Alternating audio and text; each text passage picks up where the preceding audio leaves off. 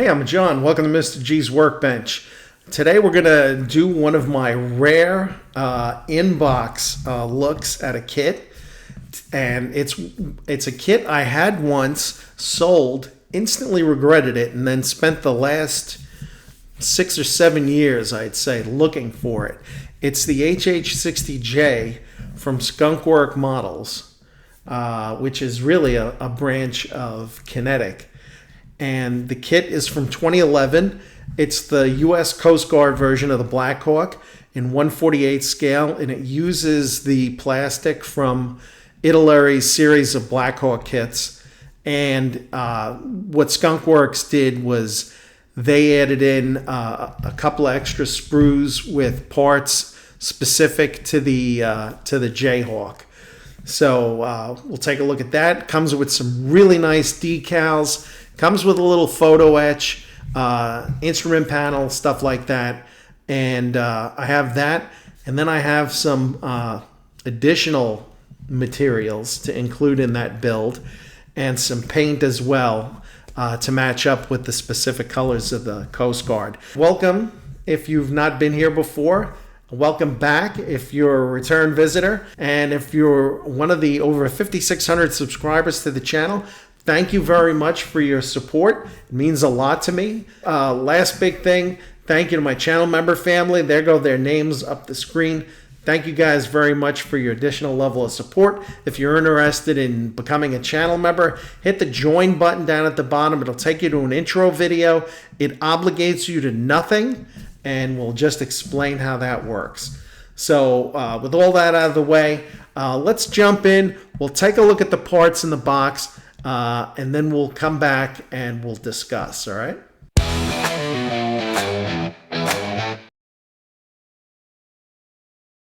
So first things first, I hate side opening kit boxes. I'm sure most of you do. I understand why they're made that way. It saves money, it saves material for them, but it's annoying.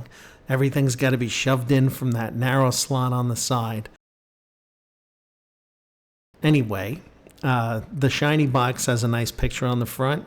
It's got this lovely paint diagram and decal placement diagram on the back of the box. No complaints there. Everything is shoved into one bag. The clear parts, in all fairness, are in a separate plastic bag within the bag. Again, this is the Italy kit parts. I believe this is the HH-60H. The Seahawk, whatever it may be. Correct me in the comments down below, Seahawk aficionados. The one byproduct of this being encased in plastic with all the other parts shoved next to it for the last 13 or 14 years is that there's a lot of loose parts. I had about 3 or 4 parts loose in the bag. The molding is crisp on the Italy parts. Little to no flash observed. Very clean. You can see one of the fuselage halves already fell off.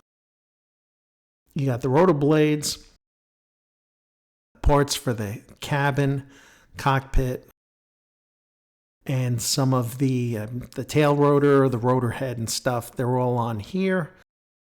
Again, cleanly molded. No flash observed that I could find.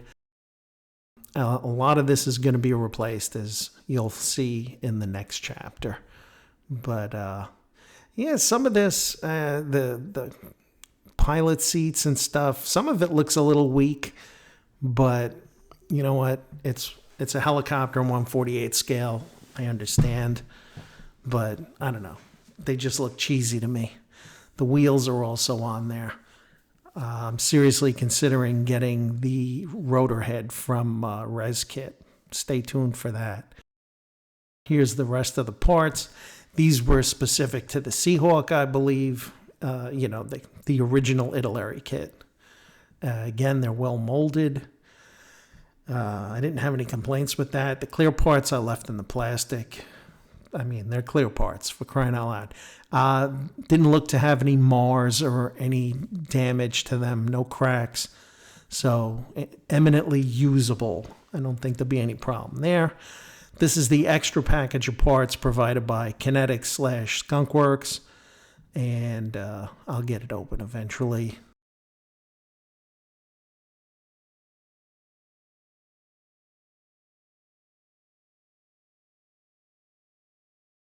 So what Skunkworks did is they put everything specific on one clear sprue.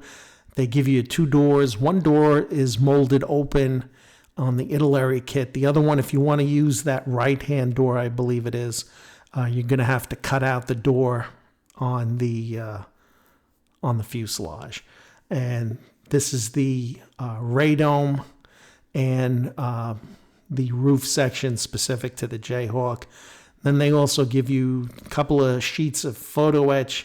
They look like they were made by Kinetic, by Eduard, if I was going to, yeah, see, made in Czech Republic. Instrument panels and the rescue basket are molded in photo etch. This decal sheet looks good to me. It's got all the stencils.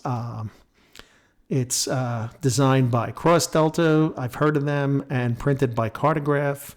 So good to go. The instruction manual, it looks like if Italy and Kinetic got together and made one really awful instruction booklet, it would look like this. You know, I understand most of it's going to be kind of self-explanatory, but, you know, it's an ugly book. I understand it's like 14 years old. There's the marking diagram again from the back of the box. They also give you this cardboard base to put your helicopter on when you're done. So there go the kit parts. And to me, it's a nice looking kit on its own.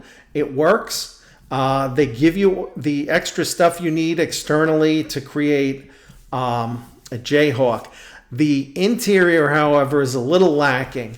And someone has come to the rescue on that part. I would love to know what the thought process was to get somebody at Black Dog to do this, but Black Dog did a complete resin interior for the HH-60J specifically, and that's what I've got. Let's take a look in the box. There's a lot of resin to look at.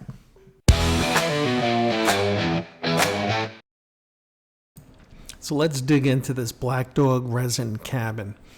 I purchased this on eBay from a seller called Dragon Hobby, who is apparently an official retailer for Black Dog in the United States. Kudos to them, because I had issues with the quality of the first set I received.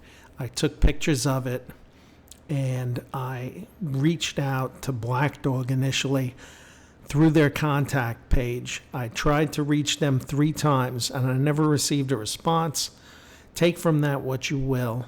I was a little annoyed with that. I reached out to Dragon Hobby again, and they generously offered to send me a replacement. I was going to send back the one that I had. They said, don't even worry about it. Keep it for spare parts. And I really appreciated that. So if you go on eBay and search for the seller Dragon Hobby, just know they have good customer service as opposed to Black Dog Resin. So you can see the quality of the parts is good. The moldings are for the most part, are good. There are some spots that look like dog shit, to be quite honest. I understand it's resin castings and stuff, but, you know, Black Dog could stand to have a little bit of quality control. Some of the stuff like that radome right there will be a direct replacement for the Skunkworks parts. And I'm looking forward to putting the cabin together, and I know it's going to be a little labor intensive, but you can see here they compared to what Skunkworks gives you virtually nothing in the cabin except 2 seats and the floor. So this is actually going to be a big improvement no matter what I make out of it.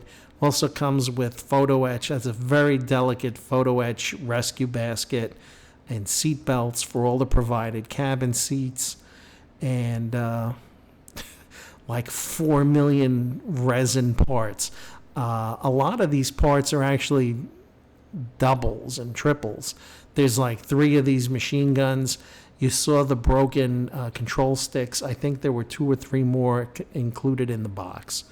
So I think I should be able to come away with a really impressive cabin when it's all said and done.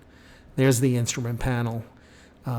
Looks good. So we'll see what happens with it.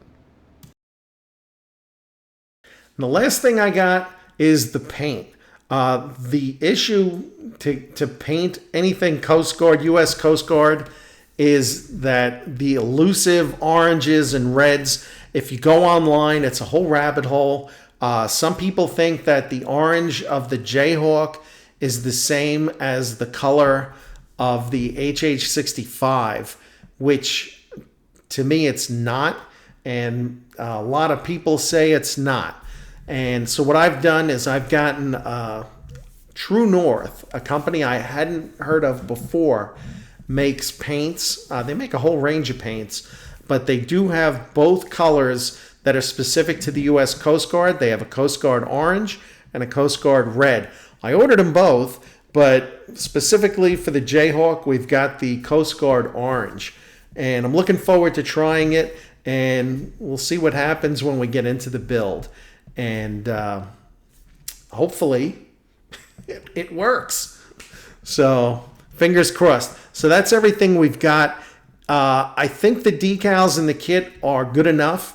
They're cartograph decals, and they give you 2 options in terms of the only thing that really changes on Jayhawks is the station that they work out of is on the upper cowling. If you were so inclined and you had this kit, Werner's Wings, I believe, does a complete set of HH-60 Jayhawk decals. But I'm not going to get into that particular rabbit hole. That's that. So next time we get together with the Jayhawk, we'll be building it. So that'll be coming up soon. I've got a couple of projects to finish up, so there'll be a bit of a lag. But if you're watching this like a year or 2 down the line, it'd just be a playlist with all that shit in one place. So again, thanks for stopping in. I hope you enjoyed it. Take care. Stay well. I'll see you guys next time.